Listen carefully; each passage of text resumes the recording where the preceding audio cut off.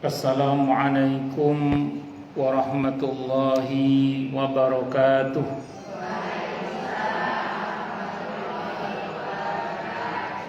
Bismillahirrahmanirrahim.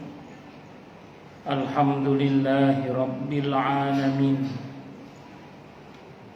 Wa bihi nasta'inu ala umurid dunya waddin. Wassalatu wassalamu ala ashrafil anbiya'i wal mursalin Sayyidina wa habibina wa syafi'ina wa qurrati a'yunina wa maulana Muhammadin wa ala alihi wa ashabihi wa dzurriyyatihi ajma'in, amma ba'du. Ashhadu an la ilaha illallah wa ashhadu anna Muhammadar Rasulullah wa ufawwidu amri ilallah. Innallaha basirum bil ibad. Hasbiyallahu la ilaha illa huwa alaihi tawakkaltu wa huwa rabbul arsyil azim.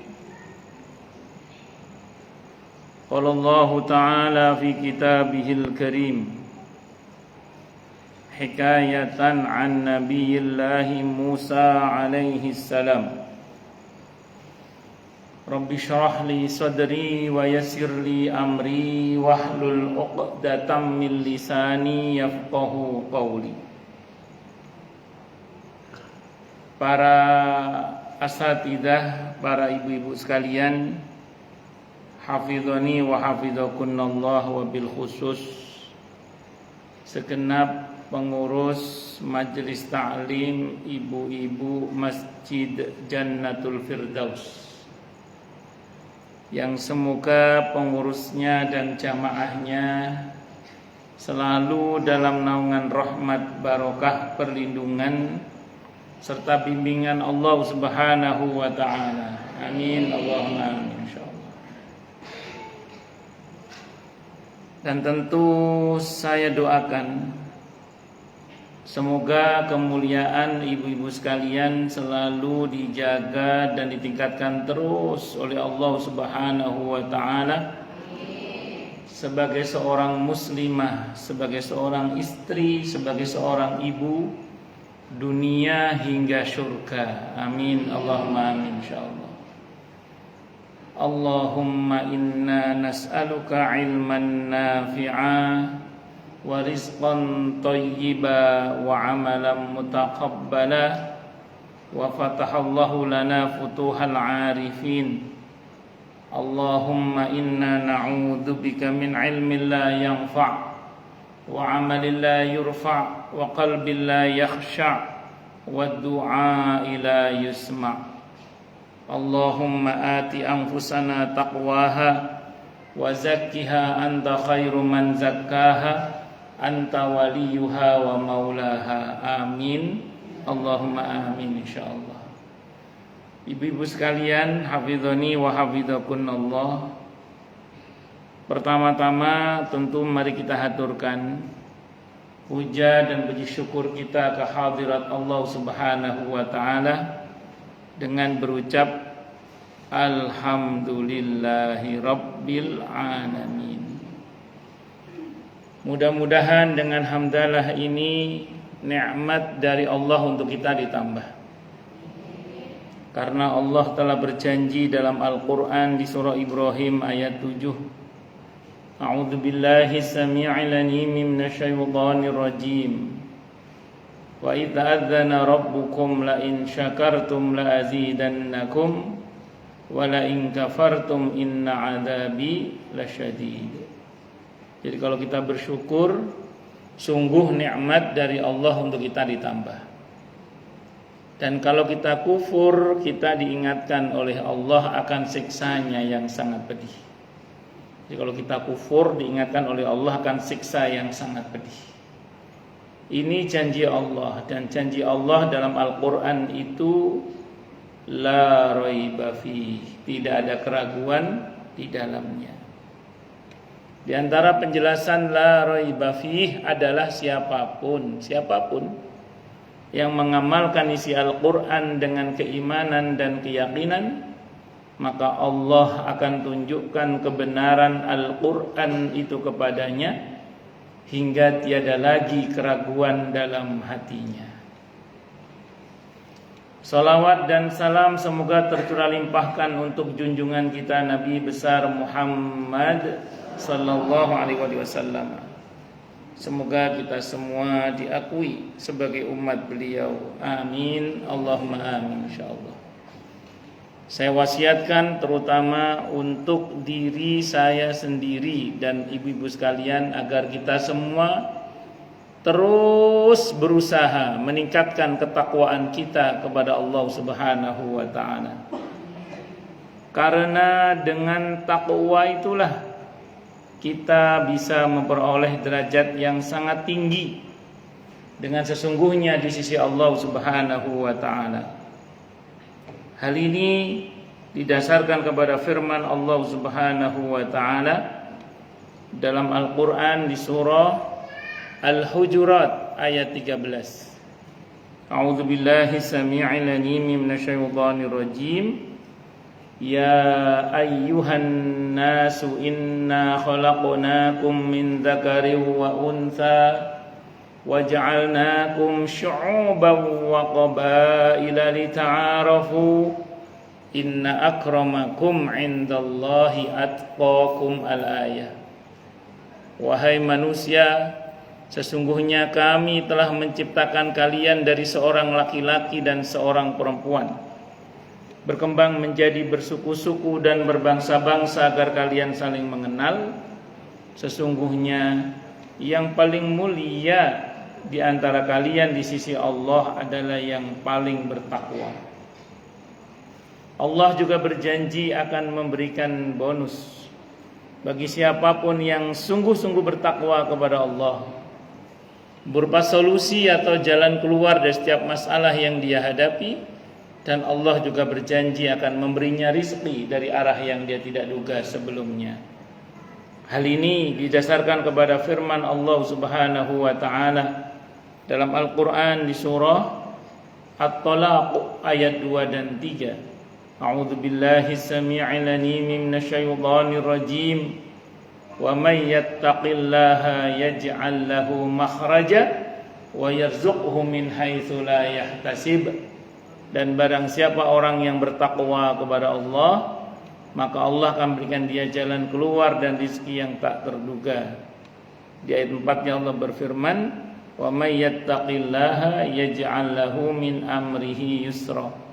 Siapa yang bertakwa kepada Allah, maka Allah akan jadikan urusannya mudah.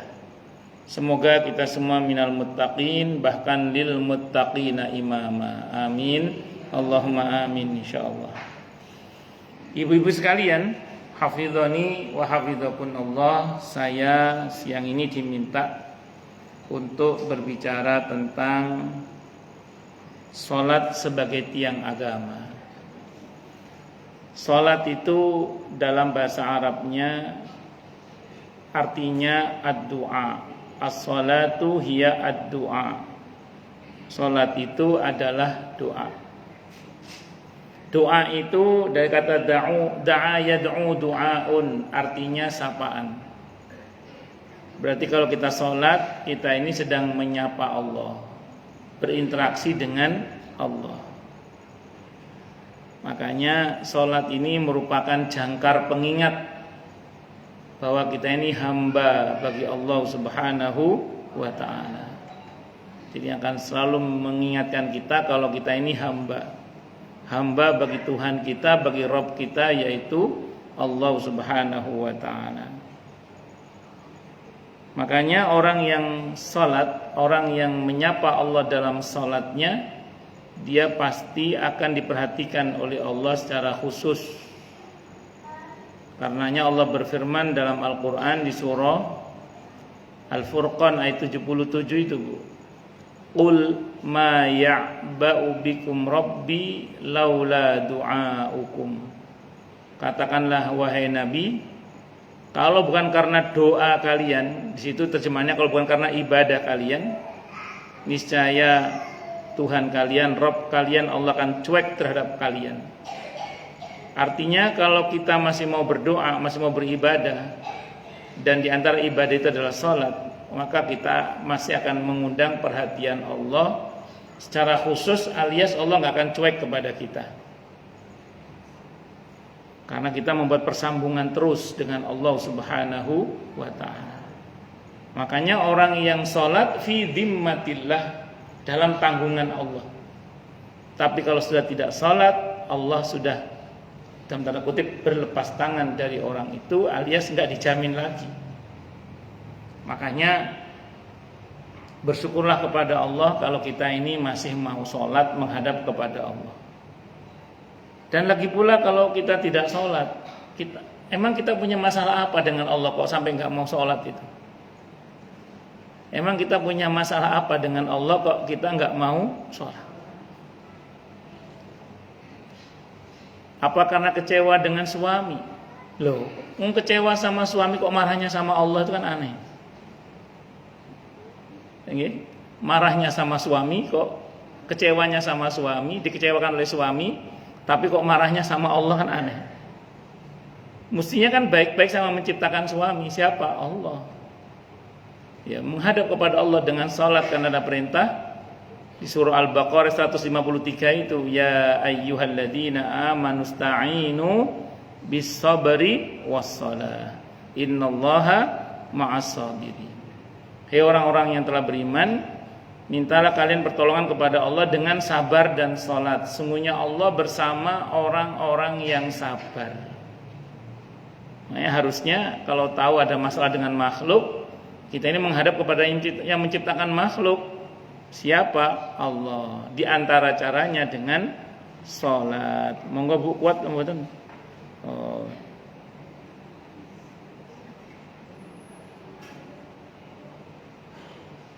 Nah, itu ya di antaranya. Secara syar'i, salat itu didefinisikan dengan perkataan dan perbuatan tertentu yang diawali dengan takbiratul ihram, diakhiri dengan salam. Itu salat.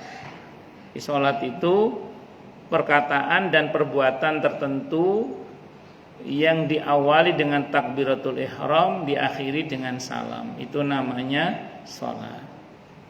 Salat itu permulaan takbir, Allahu Akbar. Niat gimana Ustadz? Bersamaan dengan takbir kalau dalam mazhab Syafi'i. Kalau dalam mazhab Maliki sebelum takbir niat segera takbir setelah itu. Nah, diakhir dengan salam.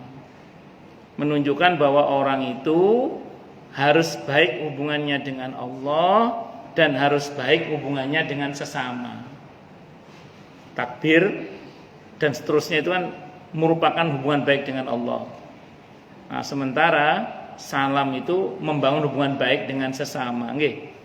Maka seseorang itu kalau ingin mulia harus baik hubungannya dengan Allah dan harus baik hubungannya dengan sesama. Allah berfirman dalam Al-Qur'an di surah Ali Imran ayat 112. Wa duribat 'alaihimud dhillatu aynama thuqifu illa bihablim minallah wa hablim minan nas. Ditimpakan kehinaan kepada mereka dimanapun mereka berada, kecuali tali hubungan baik mereka dari Allah dan tali hubungan baik mereka atau tali perjanjian mereka dengan sesama atau dari sesama.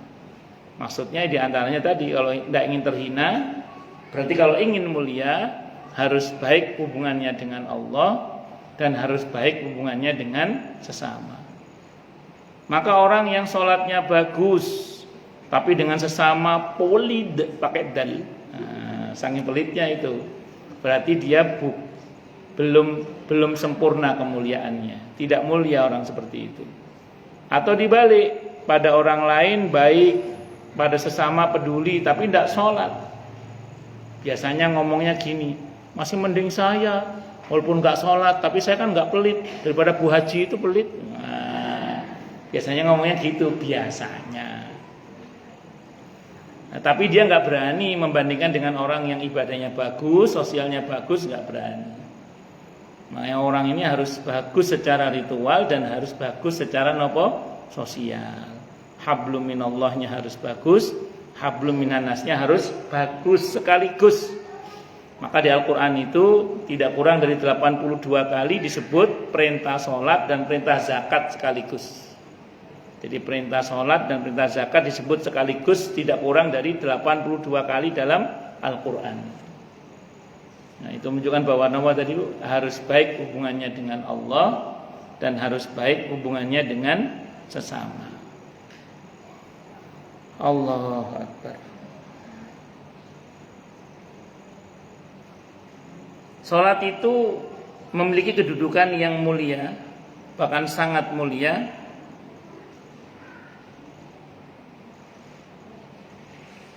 Paling tidak dalam Islam ini paling tidak ada kira-kira 13 kedudukan salat dalam Islam. Ini paling tidak yang kita ketahui ya. Yang tidak kita ketahui lebih banyak lagi pastinya. Yang pertama salat adalah tiang Islam. Jadi salat adalah tiang agama Islam. Islam seseorang tidaklah tegak kecuali dengan salat. Jadi kalau orang enggak salat berarti agama itu enggak tegak pada dirinya, alias bermasalah dia dalam keberislamannya itu. Ngomong Islam kok enggak salat. Berarti masalah keberislamannya itu bermasalah dia pasti. Ada sebuah hadisnya dari Mu'adz bin Jabal radhiyallahu an.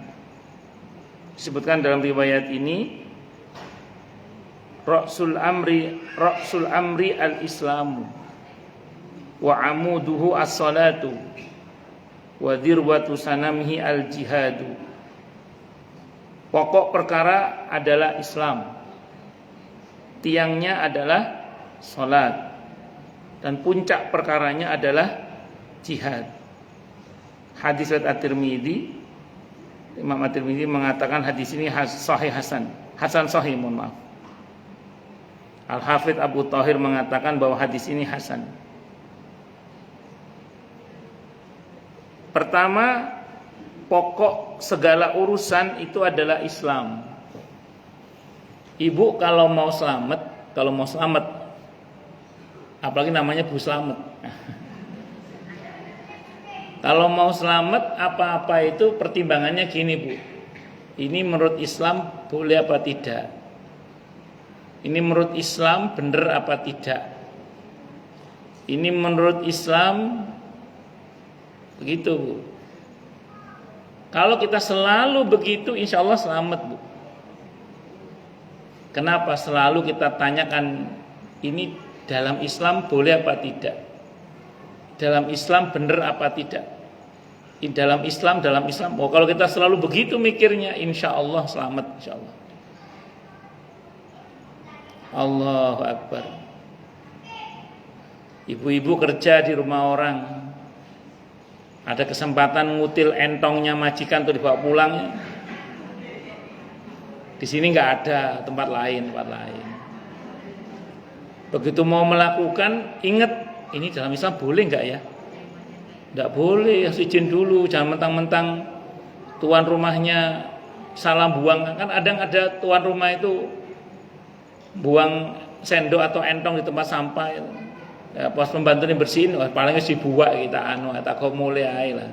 Saya bawa pulang aja. Padahal harusnya ini mungkin nyonya lupa, ini banyak pikiran, utangnya akeh ya.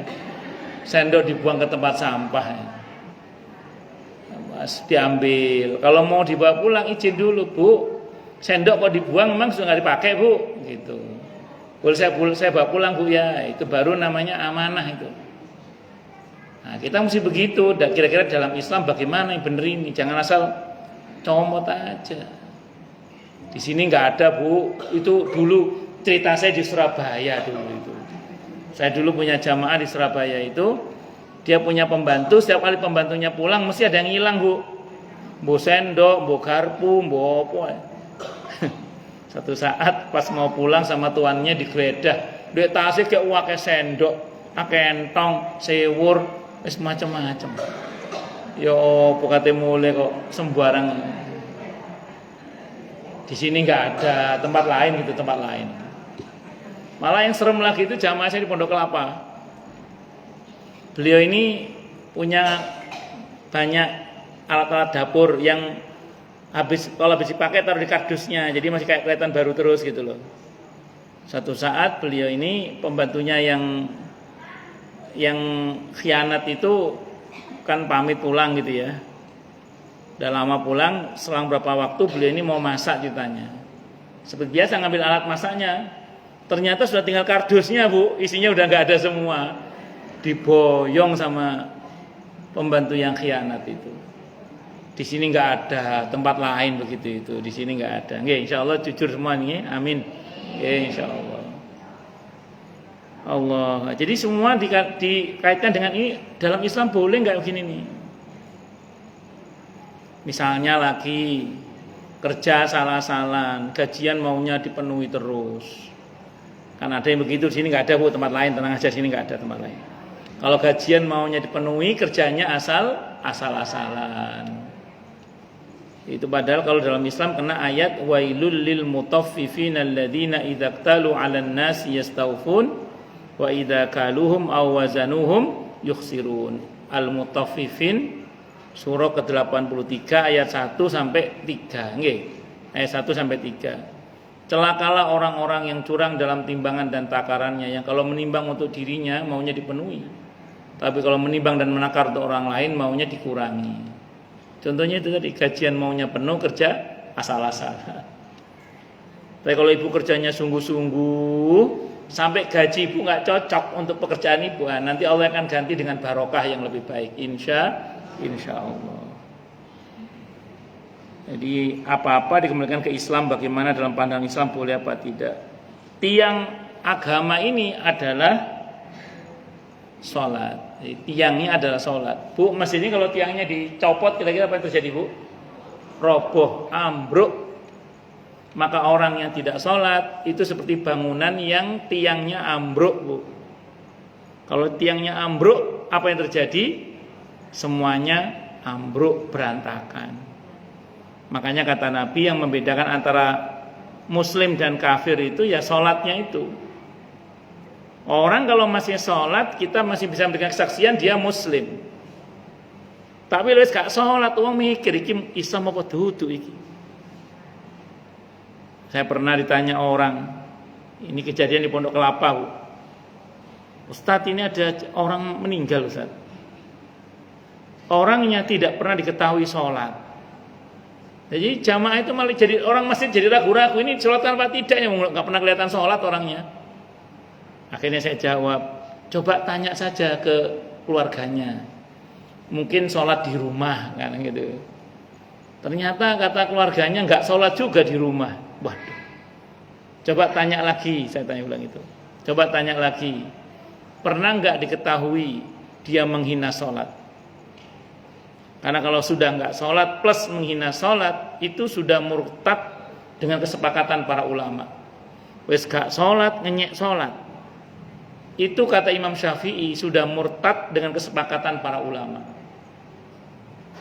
Kalau meninggalkan sholat tapi dengan meyakini bahwa sholat itu wajib dan dia merasa berdosa tapi dia tidak sholat dan sengaja tidak sholat, itu ulama masih beda pendapat. Tapi kalau sudah menghina sholat, kata Imam Syafi'i, itu sudah murtad dengan kesepakatan para ulama.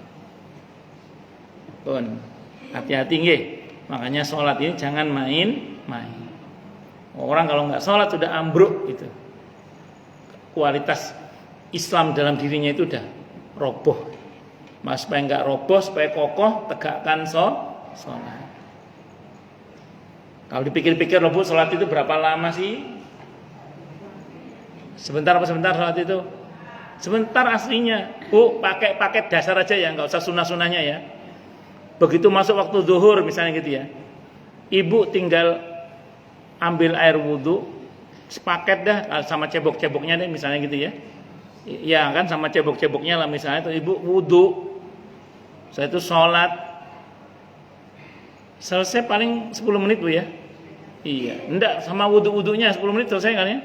Iya, selesai. Atau 15 menit lah, selesai. Kalau sholatnya sendiri paling 5 menit sudah selesai Bu ya. Iya. Apalagi paket kul.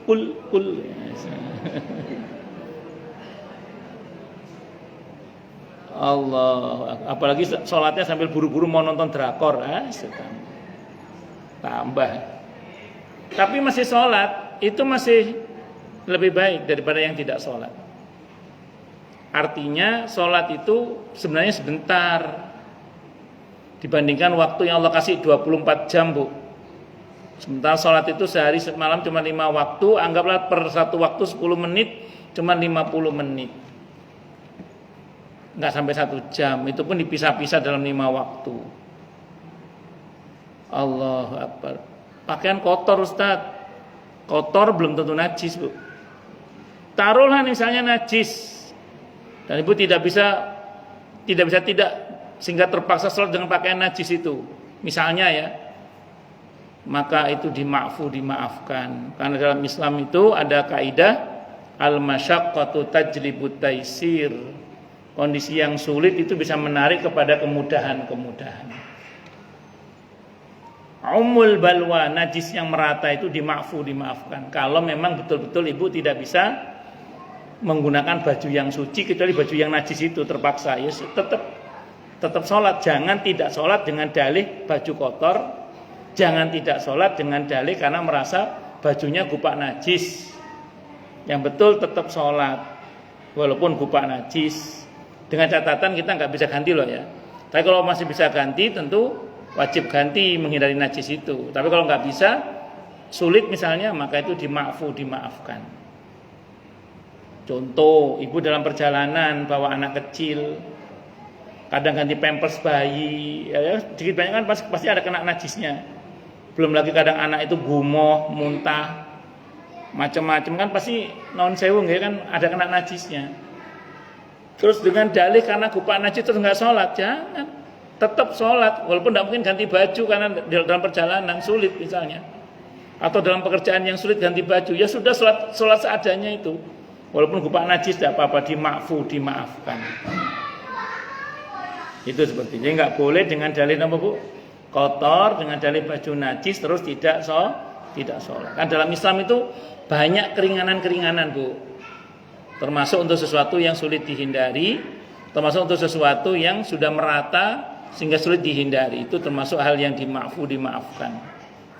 Kaidahnya tadi Bu, al-masyaqqatu tajlibut taisir. Kondisi yang sulit itu bisa menarik kepada kemudahan. Umul balwa, najis yang merata itu dimaafkan. Nggih. Wa dzirwatu sanami al-jihad, dan puncak perkaranya adalah jihad. Jadi puncaknya dari Islam itu adalah jihad, perjuangan. Berjuang di jalan Allah Subhanahu wa taala. Maka ibu-ibu kalau bisa di lingkungannya berjuang, entah jadi pengurus masjid, pengurus mushola, pengurus majelis taklim, penggiat dakwah, atau menjadi nopo mawon lah yang bermanfaat di lingkungan. Berjuang untuk mendakwahkan agama ini. Nah, kalau ibu-ibu mau berjuang di jalan Allah begitu, berarti semoga sempurnalah iman Islam kita, di mana kita tidak hanya baik hubungannya dengan Allah tapi juga dengan sesama, tapi juga kita mau berjuang di jalan Allah sebagai puncak perkara di dalam Islam. Kemudian yang kedua, tadi yang pertama Bu ya, sholat sebagai tiang agama. Yang kedua, sholat adalah amalan yang pertama kali akan dihisab. Jadi sholat adalah amalan yang pertama kali akan dihisab. Ini kaitannya dengan hablum minallah ya. Berkaitan dengan hakullah yang akan pertama kali dihisab pertama adalah sholat. Amalan seseorang bisa dinilai baik, buruknya dinilai dari sholatnya. Jadi baik dan buruknya amalan-amalan yang lain itu diantaranya dikaitkan dengan sholat. Kalau sholatnya baik, yang lain dianggap baik. Kalau sholatnya dianggap buruk, maka yang lain dianggap buruk. Ini ada sebuah hadis Bu dari Abi Hurairah radhiyallahu anhu. Nabi kita Muhammad sallallahu alaihi wasallam bersabda, "Inna awwala ma yuhasabu bihi al-'abdu yaumal qiyamati min 'amalihi salatuhu." Sesungguhnya yang pertama kali dari seorang hamba yang akan dihisab pada hari kiamat dari amalnya adalah salatnya. Jadi yang pertama kali akan dihisab dari seorang hamba pada hari kiamat dari amalnya adalah apa, Bu? Salatnya. Salat akan pertama kali. Fa in saluhat faqad aflaha. Kalau salatnya dianggap bagus, maka sungguh dia telah beruntung. Wa anjaha, dan selamat dia. Wa in fasadat, tapi kalau salatnya itu rusak, bermasalah, faqad khaba wa khasara, maka sungguh dia telah rugi. Wa khasara ya rugi gitu. Khasara itu ya rugi. Maka dia akan menyesal dan merugi. Fa inin taqasa min faridatihi syai'un qala rabbu tabaraka wa ta'ala unduru hal li 'abdi min tatawwu. Lihatlah, dan apabila kurang kewajibannya, kalau ibu mengerjakan kewajiban salat 5 waktu itu ada yang kurang nilainya, maka qala rabbu, maka Allah sebagai Tuhan seluruh sekalian alam bersabda, berfirman. Allah tabaraka wa ta'ala berfirman. Apa kata Allah? Unzuru hal li 'abdi min tatawwu'in. Lihatlah apakah hambaku punya ibadah-ibadah sunnah. Qobliyah ba'diyahnya ada enggak? Nah, disuruh ngecek. Duhanya ada enggak? Tarawihnya ada enggak? Witirnya ada enggak? Tahajudnya ada enggak? Istikharahnya ada enggak? Suruh ngecek. Fayukmalu biha man taqasa minnal fariidhah, maka disempurnakanlah dengan yang sunnah itu kewajiban yang kurang tadi. Summa yakunu sairu amali ala dzalik, maka jadilah seluruh amalnya pun juga seperti itu, akan disempurnakan dengan yang sunnah-sunnah. Wa fi riwayat dan riwayat yang lain, summa zakat, kemudian zakat misla dzalik, seperti itu juga. Summa tukhadul amalu hasba dzalik, kemudian diambil amal-amal itu kira-kira ya seperti itu juga kata riwayat ini. Allahu Akbar. Hadis Abi Dawud, Ahmad, Al-Hakim, Al-Baihaqi. Al-Hakim mengatakan bahwa sanad hadis ini sahih dan tidak dikeluarkan oleh Abu Bukhari dan Muslim. Penilaian sahih ini sepakat oleh Imam Ad-Dahabi. Hadisnya sahih, Bu, bahwa nanti pertama dihisab oleh Allah adalah apa tadi, Bu? Salat. Kalau salatnya bagus, yang lain dianggap bagus. Tapi kalau sholatnya kurang, kalau sholatnya rusak, maka yang lain dianggap rusak. Bu, pertanyaannya, sholat rusak itu kenapa, Bu? Pertama, sholat itu rusak karena syarat rukunnya tidak terpenuhi.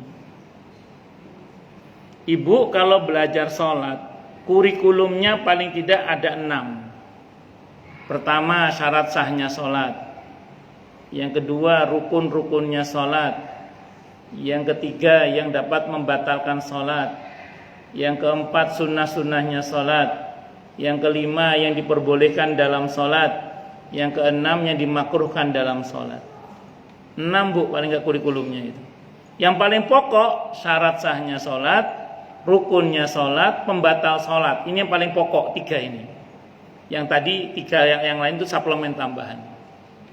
Orang kalau sholat syarat rukunnya tidak terpenuhi, secara prinsip batal, Bu, secara prinsip. Kecuali nanti ada keringanan bagi orang-orang tertentu yang memang tadi mengalami kesulitan. Sambil contoh, ada orang sholat gak wudhu, berarti dia masih punya hadas kecil. Sah apa batal sholatnya? Batal. Kan gak punya wudhu, Bu. Iya, punya hadas kecil namanya. Ada contohnya, Ustadz? Ada. Orang nggak ngerti cara bersesuci, langsung sholat gitu aja, alih-alih diterima malah apa?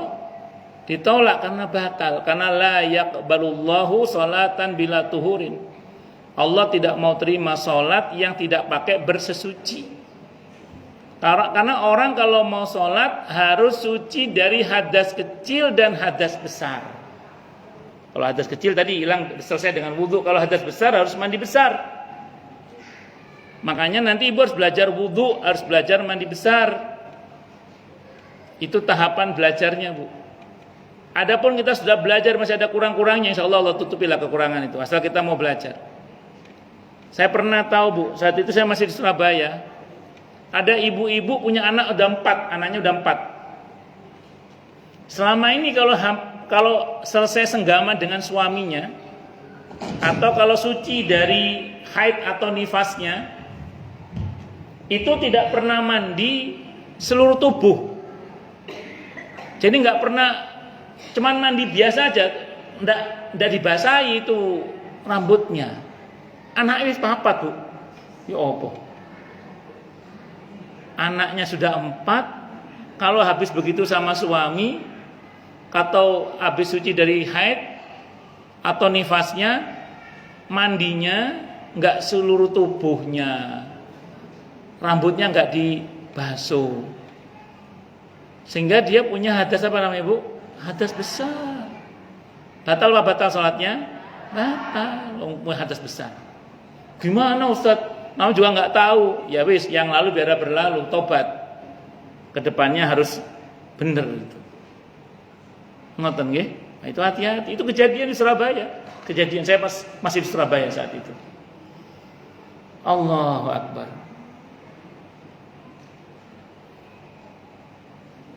Terus kemudian misalnya lagi syarat-syarat sholat itu harus ngerti masuk waktu sholat.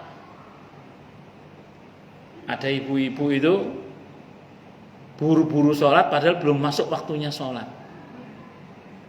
Kalau belum masuk waktunya sholat, berarti nggak sah sholatnya, belum masuk waktunya sholat kok. Karena buru-buru. Misalnya ini dipanggil bosnya ini, buru-buru belum masuk waktunya, masih kurang dikit lagi sebenarnya, tapi buru-buru sholat tak boleh. Nunggu masuk waktu sholat, kecuali sholat jamaah. Yang kakinya kesemutan boleh selonjor Bu, silakan. Monggo yang kakinya kesemutan boleh selonjor, berdiri, lompat-lompat juga boleh, bebas. Kalau dengan saya bebas nggih. Kok kasihan nekuk-nekuk kaki itu. Monggo diselonjor boleh, apa-apa selonjor. Kalau sama saya boleh. Berdiri lompat-lompat juga boleh, bebas. Rukunnya sholat itu juga harus benar Bu. Tidak boleh nggak benar. Maka hati-hati dengan takbiratul ihram, harus Allahu Akbar. Jangan sembarangan. Allahu Akbar. Sing tegas Bu, Allahu Akbar. Ini rukun ini soalnya. Rukun. Rukun itu hal-hal yang harus dikerjakan di dalam sholat. Kalau syarat itu hal-hal yang harus dikerjakan di luar sholat. Kalau syaratnya sholat. Kalau rukun harus dikerjakan di dalam sholat. Harus niat dalam hati. Nah, harus baca Al-Fatihah. Sholat itu yang rukun kebanyakan gerakan, bukan bacaan. Bacaan sedikit kalau bacaan. Saya hitung nggih, yang rukun ini. Takbiratul ihram. Nah, itu ucapan nggih, ucapan. Sama kalau gerakannya sunnah Bu. Jadi ibu misalnya nggak ngangkat itu nggak apa-apa. Misalnya Allahu Akbar misalnya gitu, tetap sah itu. Cuman ya sunnahnya diangkat nggih. Itu ucapan yang wajib. Terus niat dalam hati itu napa? Wajib. Rukun itu nggih, niat dalam hati. Terus baca Al-Fatihah, iftitah sunnah Bu, nggak wajib. Baca napa? Al-Fatihah itu wajib. Surah sunnah nggak wajib. Terus rukuk wajib. Itu rukun itu. Bacaan rukuk sunnah nggak wajib. I'tidal wajib. Bacaan i'tidal tidak wajib. Harus tumanina ya, harus tenang. Tumanina itu rukun juga. Nanti sujud pertama itu rukun wajib itu. Doa sujud sunnah. Iftirash, duduk di antara dua sujud wajib. Doanya sunnah. Sujud lagi wajib itu. Doa sujudnya sunnah. Terus nanti tergantung berapa rakaatnya. Tahiyat awal sunnah, tahiyat akhir wajib. At-tahiyatul sampai syahadat. Kalau mazhab Syafi'i sampai sholawat. Sholawat yang pertama itu dalam mazhab Syafi'i. Terus baru salam ke kanan, itu yang wajib. Ke kiri sunnah. Gak banyak Bu rukunnya. Rukun sholat itu nggak banyak. Makanya ini cerita aja sih Bu. Pernah ada kejadian seseorang dari Kalimantan, pengusaha dari Kalimantan, rajin puasa Senin Kemis soalnya. Nah, istrinya itu jilbabnya lebar juga. Istrinya rajin puasa, rajin sholat juga. Setelah suaminya nanya, Pak Kiai, kenapa ya saya ini kalau sering nggak tenang gitu loh Pak Kiai gitu. Kata Kiai yang ditanya itu, ya mungkin sholat sampean kurang khusyuk. Kata orang itu masalahnya Pak Kiai. Masalahnya apa kata Pak Kiai itu? Masalahnya saya nggak sholat Pak Kiai. Loh, pengusaha dari Kalimantan rajin puasa, ning nggak tahu sholat. Loh kenapa nggak sholat kata Kiai itu? Sholat itu sulit Pak Kiai. Kalau puasa gampang Pak Kiai, tinggal nggak makan dari subuh sampai maghrib kata dia. Lah kalau sholat sulitnya apa? Kata Kiai itu Pak Kiai, ada bacaan-bacaannya itu. Lah ya sampean enggak gitu Pak Kiai, saya cuma hafal Al-Fatihah saja kata orang itu. Kata Kiai itu, ya wes baca Fatihah saja. Masa Pak Kiai? Sama ini manggil saya Kiai kok bilang masa nih. Karena ada ayat mengatakan la yukallifullahu nafsan illa, Allah enggak akan beban orang di luar kemampuannya. Ya udah kalau sampean enggak hafal bacaannya, baca Fatihah saja. Tapi saya lihat orang sholat itu qomat kamit Pak Kiai. Loh mereka qomat kamit karena ada yang dikomat kamitkan. Nah sama kan nggak ada yang qomat kamitkan, nggak usah qomat kamit sudah. Nggak, ini maksudnya gini Bu, Islam itu sebenarnya agama yang mudah. Ini nun sewu loh nggih. Misalnya di antara jenengan betul-betul ada yang baru mulai sholat, artinya dulunya nggak belajar gitu loh. Apalagi mung Fatihah tok, itu pun bukan Fatihah Fatihah misalnya ngoten. Misalnya ngoten. Jangan tidak sholat nggih, tetap sholat. Bacaannya semampunya wis. Dulu saya baca dalam fikih sunnah itu ada seorang sahabat yang wis gak iso tenanan bacaan sholat itu, ndak tahu apa dia orang ajam atau emang model tel, kan ada orang model telmi nggih. Jadi hafal 3 lupa 2, hafal 2 lupa semua itu loh. Kan ada yang model gitu itu. Di sini enggak ada tempat lain itu. Jadi lah diajari mailbox ngoten. Ngerti nggih? Di sini enggak ada tempat lain gitu. Nah, singkat kata singkat cerita akhirnya suruh apa? Wis suruh baca tasbih aja sepanjang salatnya. Subhanallah, subhanallah. Ruku subhanallah, subhanallah. Pokoknya semua salatnya bacaan tasbih. Kenapa? Karena enggak bisa. Yang penting salat. Nah, saya sering bilang ke mu'alaf itu, seman kalau pengen bisa salat itu sekarang ngikut aja dulu sama orang-orang jamaah itu. Ngikut aja udah, nggak harus hafal sekarang bacaannya, nggak harus. Terus pokoknya diwaca sak isone wae, engko pelan-pelan belajar nggih. Nah, atau dibalik. Dulu hafal semua bacaan salat, saiki wis mulai pikun. Nah, wis mulai tua Ustaz. Wis mulai tua, wis mulai lupa bacaan-bacaan salat. Ada yang begitu ya? Terus gimana itu? Ya sudah, dibaca yang sehafal-hafalnya. Tapi tetap salat nggih, jangan tidak salat. Wis mbok ndak usah maksa-maksa, ndak usah maksa-maksa bawa catatan, ndak harus. Semuanya baca yang hafal, yang enggak hafal wis tasbih wae lah, subhanallah, subhanallah, subhanallah. Pun mboten napa-napa. Karena ada hadisnya itu dan itu boleh ndak apa-apa. Itu namanya la yukallifullahu nafsan illa usaha. Allah tidak bebani orang di luar kemampuannya. Pun paham nggih? Wis pokoke aja sampai gak salat ngoten mawon pun. Nggih, harus salat. Mbuh yo apa carane kudu salat ngono wis wae. Sak iso-isone nggih. Nah, nanti bahwa ada kurang-kurangnya ditutup dengan amalan-amalan sunnahnya. Dan itu tidak hanya sholat, tapi semua amalan yang wajib ada yang kurang-kurangnya ditutup dengan amalan-amalan sunnahnya. Makanya kalau bisa jangan jadi muktasid, jangan jadi yang pas-pasan. Walaupun pas-pasan itu ya bisa masuk surga juga, cuman kan pas-pasan itu menegangkan. Ngerinya pas terus kurang, nyari tambahannya di mana itu. Nah, kalau bisa pas lebih ngoten nggih, ya, lebih dilebihi ada amal-amalan sunnahnya. Nah, ini semua belajar Bu ya, yang ngomong juga masih belajar, ini kita semua belajar ini. Karena hidup itu masih koma, belum titik, nggih Bu nggih?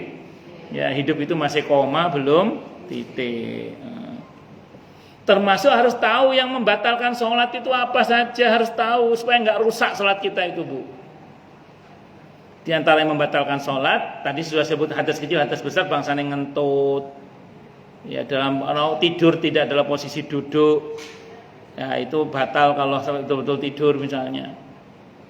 Terus bersentuhan laki perempuan, kalau dalam mazhab Syafi'i dengan sengaja langsung tanpa ada penghalang, syahwat atau tidak syahwat batal. Kalau dalam mazhab Hanafi kalau syahwat baru batal. Kalau dalam mazhab Maliki walaupun syahwat sekalipun tidak batal, karena yang dimaksud dengan bersentuhan itu adalah senggama misalnya. Tapi intinya ya jangan terus sengaja mari habis wudhu sama suami gelandot. Ya tetap jaga, bukan, walaupun tersentuh ya insya Allah tidak apa-apa, asal tidak batal, asal tidak syahwat insya Allah. Dah niyo kok setrume gede ya wudhu lagi.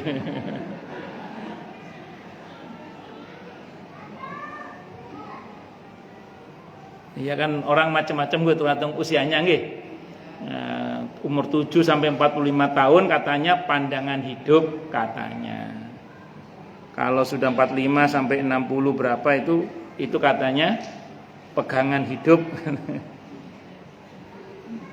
Nanti selanjutnya perjuangan hidup, lama-lama mimpi hidup.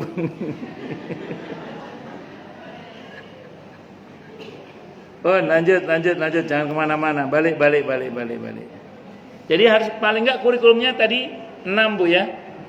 Syarat sahnya sholat, rukunnya sholat, pembatal sholat, sunnah-sunnahnya sholat, yang dimakruhkan dalam sholat, dan yang diperbolehkan dalam sholat. Yang pokok 3, syarat sahnya sholat, rukunnya sholat, pembatal sholat. Ini harus belajar. Adapun nanti ibu-ibu ada kurang-kurangnya nggak usah khawatir lah. Insya Allah ditutup kekurangannya oleh Allah Subhanahu wa Ta'ala. Tadi ya bahwa ada kurang-kurangnya nggak usah khawatir. Yang penting agak syukur-syukur rajin dengan sholat sunnahnya atau ibadah-ibadah sunnahnya, nggih. Insya Allah. Kemudian yang ketiga, sholat ini perkara terakhir yang hilang dari manusia. Jadi yang terakhir kali hilang dari manusia itu adalah sholat. Jadi yang terakhir kali hilang dari manusia, umat manusia itu adalah sholat. Artinya kalau udah ada orang yang sholat, berarti Islam sudah habis di muka bumi ini, dan berarti kiamat sudah akan dimulai. Gitu aja.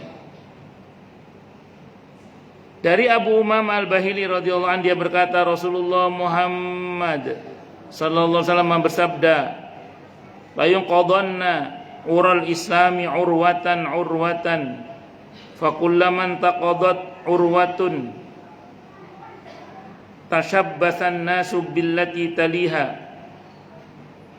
wa awwaluhunna naqdan al-hukmu wa akhiruhunna as-salah. Tali ikatan Islam akan putus seutas demi seutas.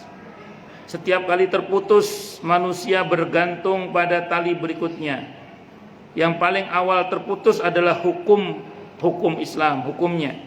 Dan yang terakhir adalah salat. Hadis riwayat Ahmad. Syekh Al-Arnud mengatakan bahwa sanad hadis ini jayyid. Hadis jayyid itu di atas hasan, di bawah sahih.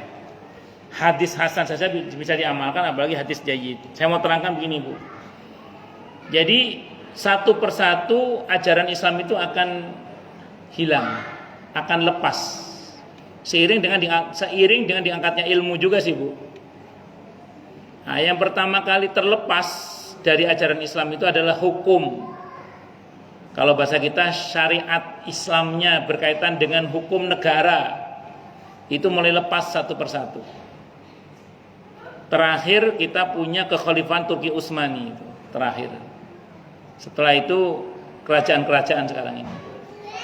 Dan tidak semua kerajaan itu menerapkan syariat Islam. Walaupun Saudi katanya menerapkan syariat Islam, tapi masih tanda tanya lah kalau bahasa kita. Apalagi negara kita menggunakan hukum nopo? Hukum londo dalam masalah pidana ya. Tapi kalau perdata kita bersyukur, harus kita syukuri kita masih diperkenankan untuk seorang muslim bisa ngurus melalui pengadilan agama, melalui ketentuan dalam kompilasi hukum Islam dan yang serupa dengan itu. Nah, masih alhamdulillah lah masih diizinkan kita untuk ngurus waris secara Islam, ngurus wasiat secara Islam, ngurus wakaf secara Islam dan macam-macam. Termasuk pernikahan, perceraian dengan cara Islam. Perdata tapi pidana masih menggunakan hukumnya wong londo. Ya, kita doakan semoga negeri kita jadi negeri yang baldatun thayyibatun wa rabbun ghafur. Amin Allahumma amin insyaallah. Tapi terlepas dari itu memang itu jadi sunatullah, memang udah sunatullah. Sunnatullahnya di mana menghukum syariat itu pertama kali lepas dari agama ini memang hukumnya memang. Yang pertama kali lepas itu hukumnya memang. Tapi kita jangan berhenti berjuang. Maka sampai detik ini pun alhamdulillah teman-teman yang berjuang di negeri ini masih terus memperjuangkan tegaknya syariat Islam baik melalui jalur resmi parlemen maupun di luar parlemen. Itu diusahakan tegaknya syariat agama ini. Itu perjuangan. Nanti baru akan tegak kembali di zaman Imam Mahdi nanti. Khilafah ala minhajin nubuwah dipimpin oleh siapa Bu? Imam Mahdi. Nanti sekarang ya kita sabar dengan yang ada ini, kita berproses dan tetap kita doakan semoga negara kita Indonesia menjadi negara yang baldatun thayyibatun wa rabbun ghafur, gemah ripah loh jinawi toto tentrem kerto raharjo. Amin Allahumma amin insyaallah. Tetap didoakan Bu, karena ini tempat sujud kita ini. Negara Indonesia ini tempat sujud kita, kita doakan dengan kebaikan. Terus kemudian yang terakhir terputus itu adalah sholat. Yang terakhir putus lepas itu sholat. Maka kalau sudah tidak ada yang sholat, tidak lagi nyebut nama Allah, tidak lama kiamat ditegakkan oleh Allah. Karena selagi masih ada orang yang nyebut nama Allah, apalagi masih ada adzan, ada iqamah, berarti kiamat masih lama Bu, dijamin itu. Kalau masih ada adzan, masih ada iqamah, nama Allah masih disebut, adzan masih dikumandangkan, iqamah masih dikumandangkan, insya Allah kiamat masih lama Bu. Tapi kalau sudah tidak ada lagi yang nyebut nama Allah, berarti sudah tidak ada lagi yang sholat, siap-siap kiamat akan dieksekusi. Allahu Akbar.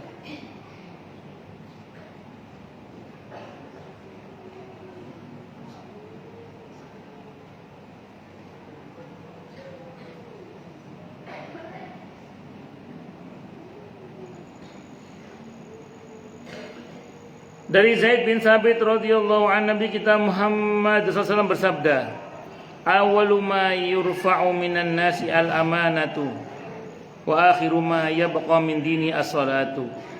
Yang pertama kali diangkat dari diri seseorang adalah amanah. Dari manusia adalah amanah, dan yang terakhir tersisa adalah salat. Ini hadisnya riwayat Al-Hakim At-Tirmidzi, disebutkan oleh para ulama sebagai hadis yang sahih. Jadi Bu, saya mau terangkan, yang pertama diangkat dari manusia sifat amanah. Sifat amanah itu sifat bisa dipercaya. Lawannya amanah apa Bu? Khianat. Maka kalau kita temukan banyak orang berkhianat, memang sudah zamannya barangkali di mana sifat amanah mulai diambil. Nauzubillahi min syarri dzalik. Semoga Allah letakkan rahmat kita sifat amanah ini, amin insyaallah. Semoga Allah selamatkan kita dari sifat khianat, amin insyaallah. Karena kalau kita masuk dalam kategori yang sifat amanahnya diambil, berarti alamat celaka. Nauzubillahi min syarri dzalik. Dan yang terakhir diambil adalah salat. Suruh pegang uang arisan, suruh pegang uang RT, suruh pegang uang lingkungan dengan dalih dipakai dulu. Malah nggak bisa balik, no. Nauzubillahi min syarri dzalik. Hati-hati ya kalau dipegang amanah, dikasih amanah, harus amanah, jangan khianat. Salat adalah akhir wasiat Nabi kita Muhammad SAW. Masih banyak, masih kurang 10 lagi, waktunya terbatas. Kalau waktunya masih cukup kita nanti lanjutkan. Maksud saya, ada yang mau tanya dulu enggak? Monggo, silakan. Monggo silakan.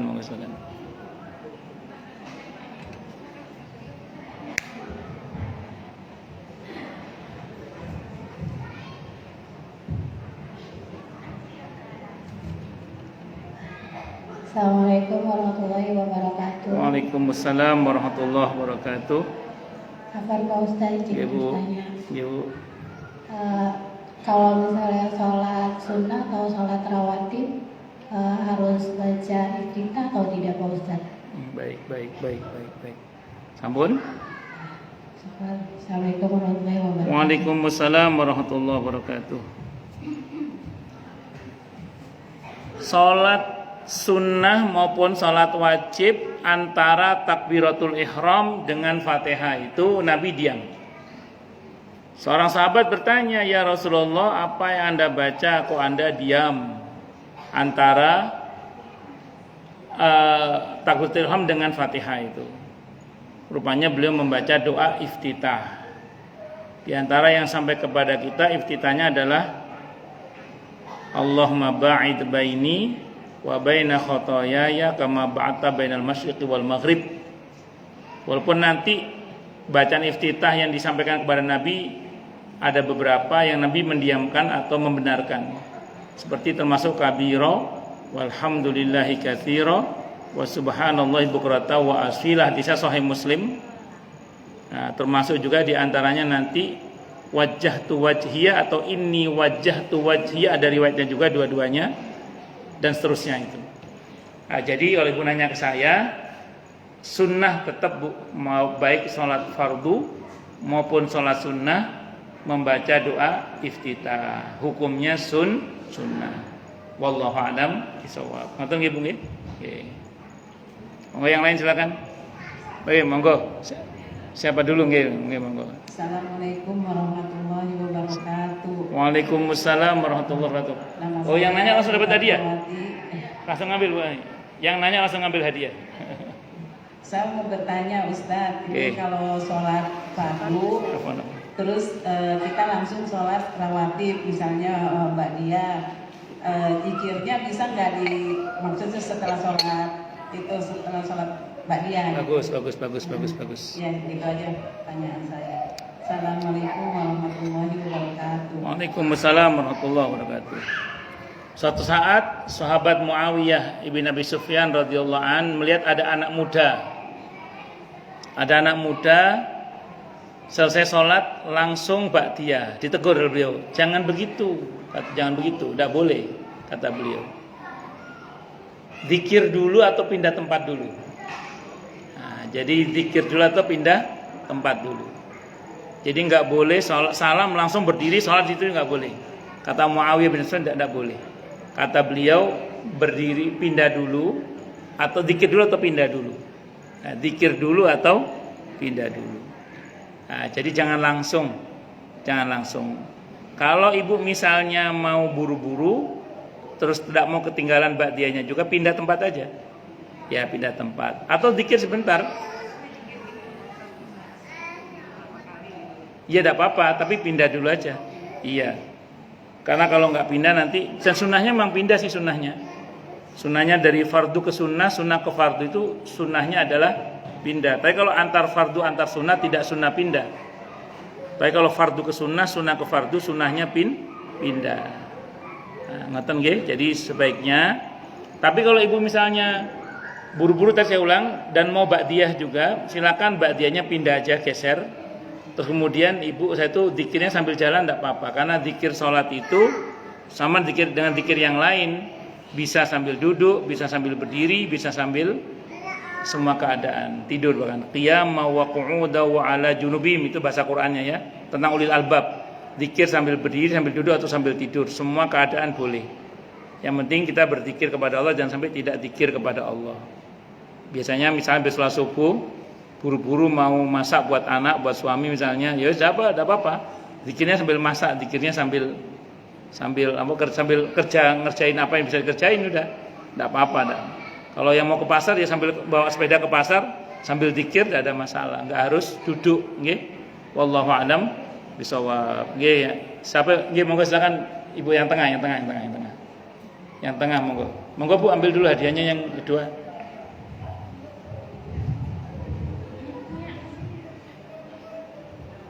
Assalamualaikum Bu, monggo ambil hadiahnya, warahmatullahi wabarakatuh. Ambil hadiahnya. Pak Ustadz mau nanya saya nih masalah sholat. Iya Bu. Kita lagi sholat kan sholat asar. Iya. Setelah baru dapat 3 rakaat, nah Pak Ustadz kalau perut kalau pengen kentut, apakah kita batalin atau kita tahan? Gimana hukumnya itu Pak Ustadz? Bagus. Udah gitu aja ya. Baik. Assalamualaikum warahmatullahi wabarakatuh. Assalamualaikum warahmatullahi wabarakatuh. Secara hukum dasarnya termasuk hal yang dimakruhkan dalam sholat adalah sholat sambil nahan kentut atau nahan kencing atau nahan pup, itu makruh. Nggak batal sih, cuman makruh. Cuman gini Bu, ini rumus ya. Kan orang itu kondisi perutnya macam-macam ya. Ada yang bawaannya kalau diturutin mak dadu-dadu terus itu. Kalau dituruti.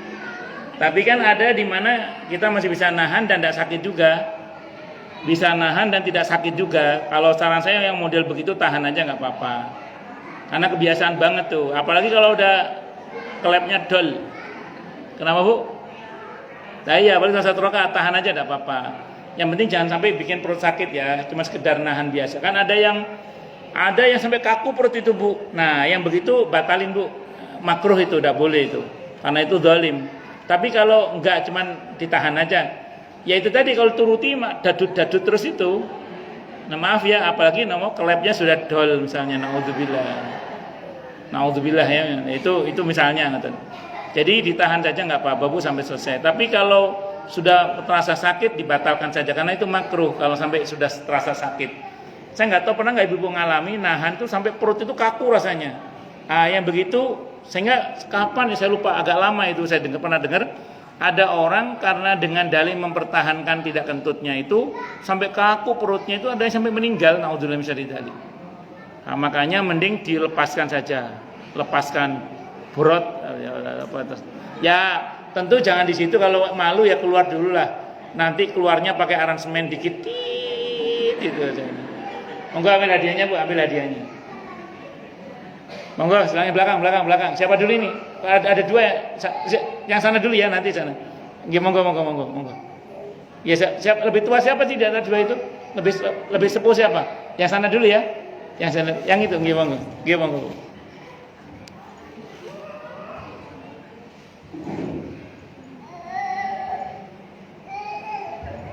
Assalamualaikum warahmatullahi wabarakatuh. Waalaikumsalam warahmatullahi Pak wabarakatuh. Ustadz, mohon maaf saya mau bertanya karena saya ini selalu dalam keraguan-keraguan ya Pak Ustadz. Okay. Karena saya punya bayi, jadi kadang kalau selepas sholat maghrib itu rasanya saya tuh ngantuk banget.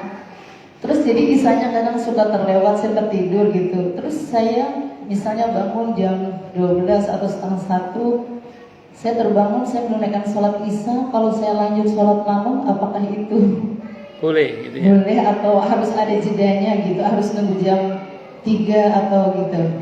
Baik Pak Ustadz, terima kasih. Assalamualaikum warahmatullahi wabarakatuh. Waalaikumsalam warahmatullahi wabarakatuh. Jadi gini, sholat itu kalau anggaplah ini kecapean kan, terus tertidur gitu ya, sehingga tahu-tahu bangun-bangun jam 1 tadi ya, jam 1. Ada satu riwayat yang menyebutkan isya itu batas akhirnya tengah malam, satu riwayat. Tapi ada riwayat yang lain, hadisnya Sahih Muslim, waktu sholat itu adalah sampai waktu sholat berikutnya, berarti sampai subuh. Oke, saya pakai pendapat yang di Sahih Muslim, tidak ada masalah. Ibu bangun jam 1 karena kelelahan, anggaplah ibu ya tadi capek ngurus anak tadi itu, bangun jam 1. Ibu sholat isya sambung sholat malam boleh apa tidak?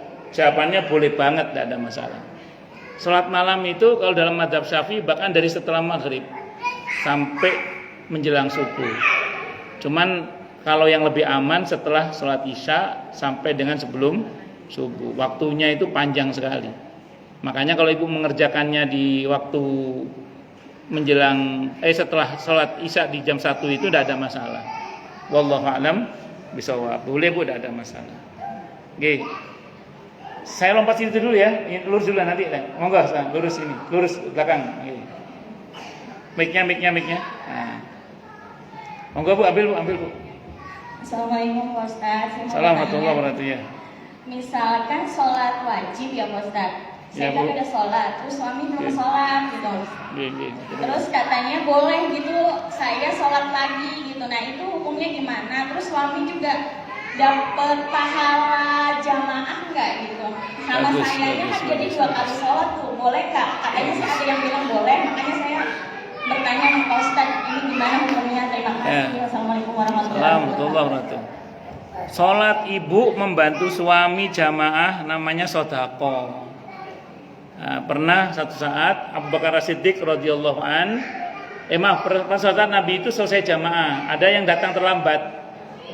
Kata Nabi, siapa yang mau sodako untuk saudaranya ini? Abu Bakar, saya Rasulullah. Maka Abu Bakar As-Siddiq radhiyallahu an sholat kembali sebagai imam dan waktu itu jadi makmumnya. Itu namanya sodako, kata Nabi. Jadi ibu berarti telah bersodako kepada suami ibu. Yang kedua dalilnya hadis Sahih Muslim. Mu'adz bin Jabal radhiyallahu anhu pernah sholat berjamaah bersama dengan Nabi kita Muhammad SAW. Terus beliau pulang. Dalam perjalanan pulang beliau ketemu dengan satu kaum yang belum sholat isya. Maka beliau mengulang sholat isyanya sebagai imam, membantu jamaah orang itu. Maka beliau ini dianggap yang kedua ini sholatnya sholat sodakoh namanya. Nah pertanyaan ibu menarik, suami dapat pahala jamaah? Dapat. Karena ibu telah bersedekah kepadanya dengan mengulang sholat, berarti ibu membantu suami untuk mendapatkan pahala sholat berjamaah. Cuman memang sebaiknya laki-laki kalau bertetangga dengan masjid itu di masjid. Tapi kalau memang itu anggaplah ada udzur atau terpaksa daripada tidak jamaah, ya lebih baik berjamaah walaupun hanya dengan istrinya. Saya kira itu Bu ya, Allah alam bisawab. Masih ada enggak ini? Oh masih ada Bu. Satu lah, tinggal sudah kosong ini. Hadiahnya habis ini. Tinggal satu.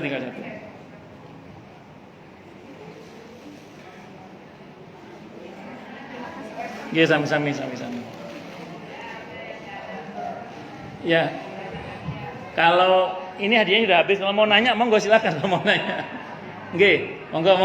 Nggih, monggo yang mau nanya monggo silakan.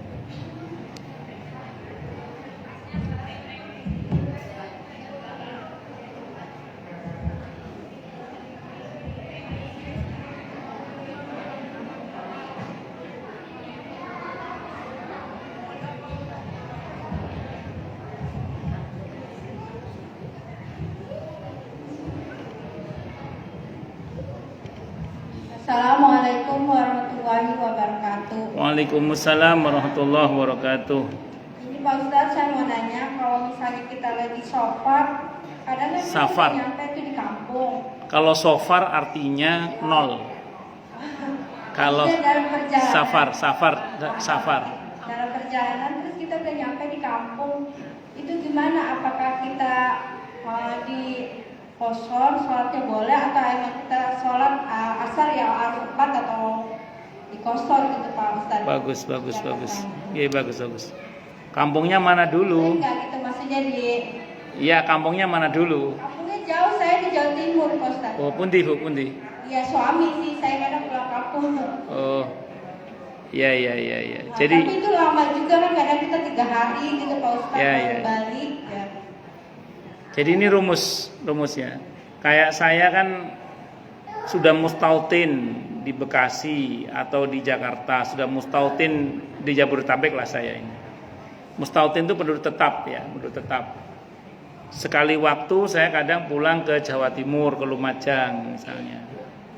Nah selama saya di kampung saya itu, di fikih ya, saya boleh mengambil keringanan sholat baik jamak maupun qashar atau jamak qashar itu selama 3 hari, ada yang mengatakan 4 hari.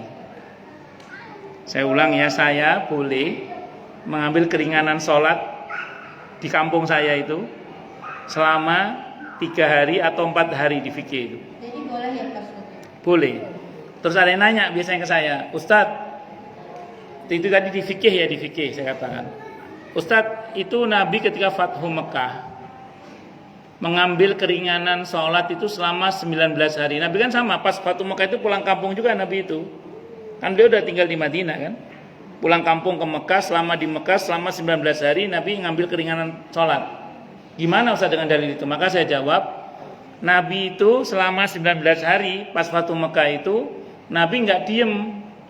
Nabi ke Taif, Nabi ke Hunain, wirawiri. Nah, sama dengan kalau misalnya saya di Lumajang atau di Jember. Terus kemudian saya wirawiri ke Probolinggo, ke Pasuruan, ke Surabaya. Nah, selama saya wirawiri itu saya ngambil rukhsah terus lah. Wong saya masih safar kok.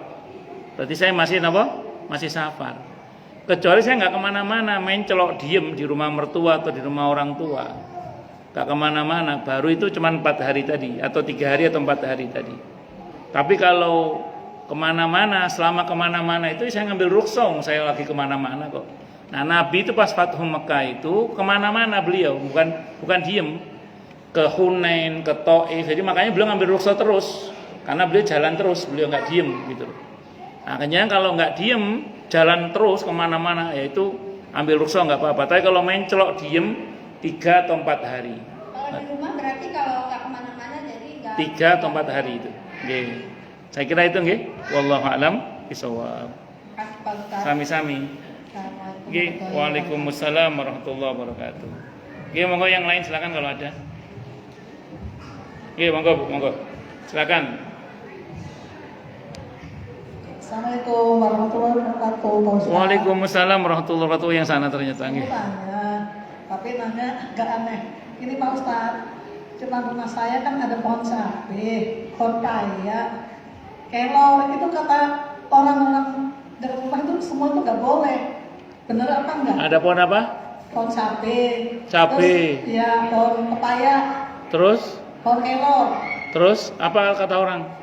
Itu kata orang 3 hari nggak boleh katanya. Kenapa tidak boleh katanya? Bikin miskin katanya. Itu namanya tatoyur.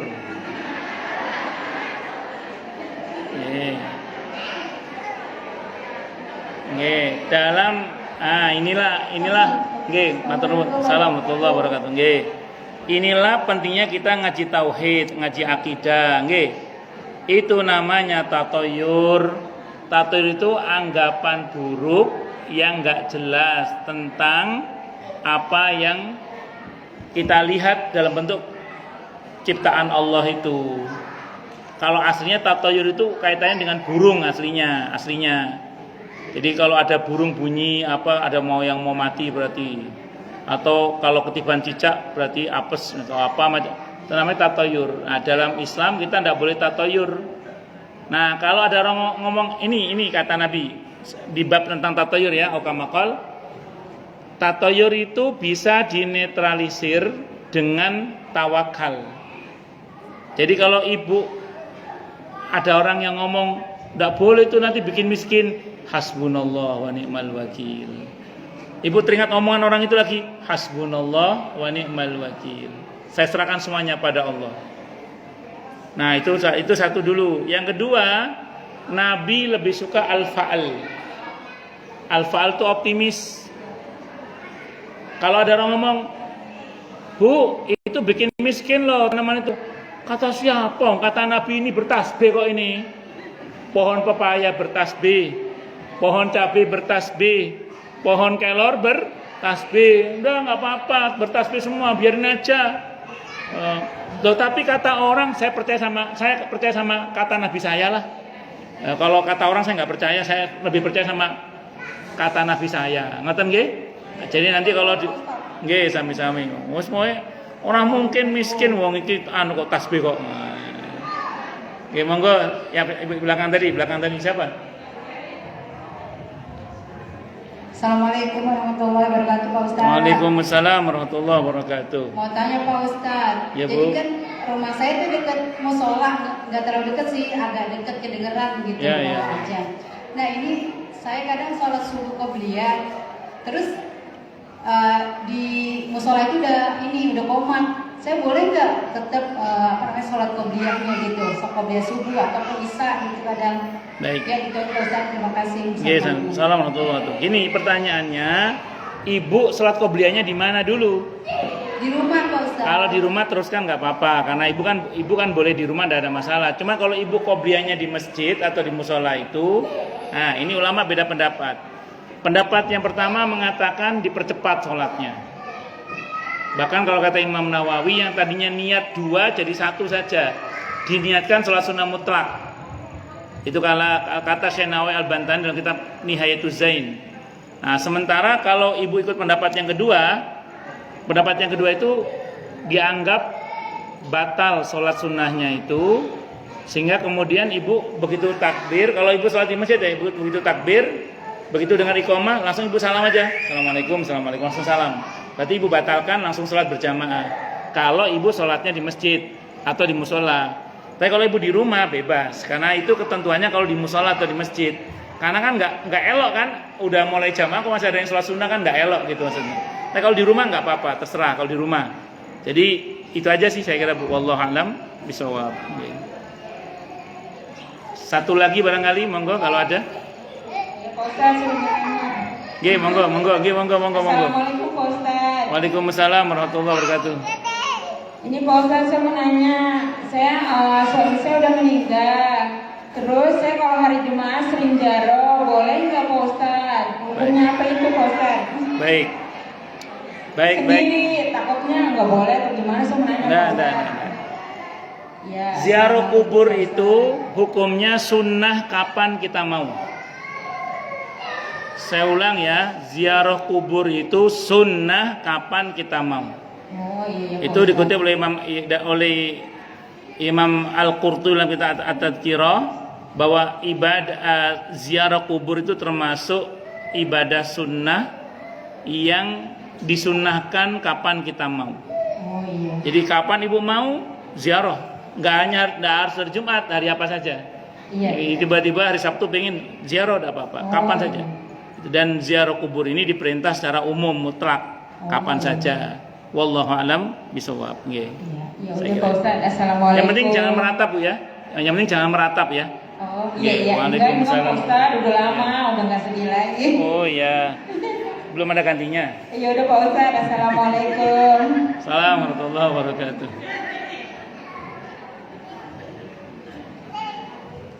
Cukup dulu ya. Ada lagi. Oh ada lagi, monggo siapa lagi? Monggo.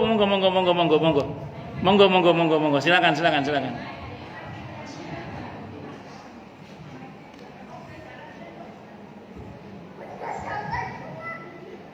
Assalamualaikum warahmatullahi wabarakatuh. Waalaikumsalam warahmatullahi wabarakatuh.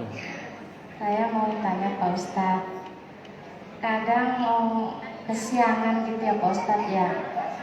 Jadi udah jam 6 mau sholat subuh, tapi sebelum subuh saya sholat sunat 2 rakaat gitu. Apa masih bisa itu, bagaimana Pak Ustadz ya? Bagus. Waalaikumsalam warahmatullahi wabarakatuh. Sekarang ini waktu terbit mataharinya jam 5.25 misalnya gitu ya. Kalau ibu misalnya bangunnya jam 6 berarti udah kelewat ya. Kalau udah kelewat, ada hadis Sahih Bukhari. Ada dalam kitab saya pernah baca dalam kitab Jawahirul Bukhari. Pernah sesaat Nabi kita Muhammad SAW itu kesiangan sholat subuh. Ceritanya beliau dalam perjalanan yang cukup melelahkan, beliau mau tidur malam itu dan berpesan kepada para sahabat, siapa nanti akan membangunkan kami. Ada 2 orang sahabat angkat tangan, kami ya Rasulullah. Ternyata 2 orang ini tertidur juga. Akhirnya Nabi bangun-bangun kena sinar matahari. Ternyata udah waktu subuh udah kelewat. Para sahabat heboh itu. Kata Nabi tenang, gak usah buru-buru, tenang. Akhirnya seperti biasa, ambil wudhu seperti biasa, tetap adzan seperti biasa, qobliyah subuh seperti biasa, ada iqamah, salat subuh seperti biasa. Nah, jadi kalau sudah kelewat waktunya. Tapi kalau ibu bangunnya, misalnya ibu bangun jam 5:15, waktu subuh udah tinggal 5 menit lagi.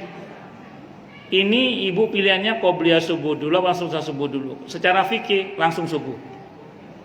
Kenapa? Karena jangan sampai gara-gara sholat sunnah ibu kehilangan sholat subuhnya. Kenapa? Karena waktu subuh belum habis, tapi hampir habis. Karena kalau sampai keluar waktu kan dosa besar itu. Maka jangan sampai kelewat waktunya, maka hendaklah sholat qobliyah, sholat subuh langsung. Nanti sholat subuhnya di mana Ustadz? Kerjakan setelah subuh. Artinya begitu ibu selesai sholat subuh, zikir macam-macam kan bisa masuk waktu syuruk itu, masuk waktu duha. Nah, itu ibu bisa qadha qobliyah subuhnya setelah itu boleh, tidak ada masalah. Mengenai dalil mengqadha qobliyah subuh ini pernah terjadi di masa Nabi kita Muhammad SAW ketika ada seorang sahabat yang selesai sholat subuh dia sholat lagi. Nabi bertanya, kama qol, sholat apa ini?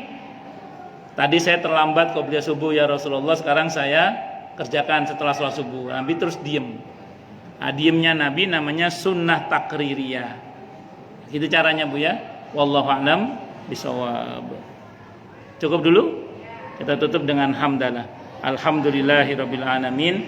Semoga kajian kita bisa bermanfaat, mubarakah fid dini wa dunya wal akhirah untuk kita, keluarga kita dan seluruh umat Islam semuanya.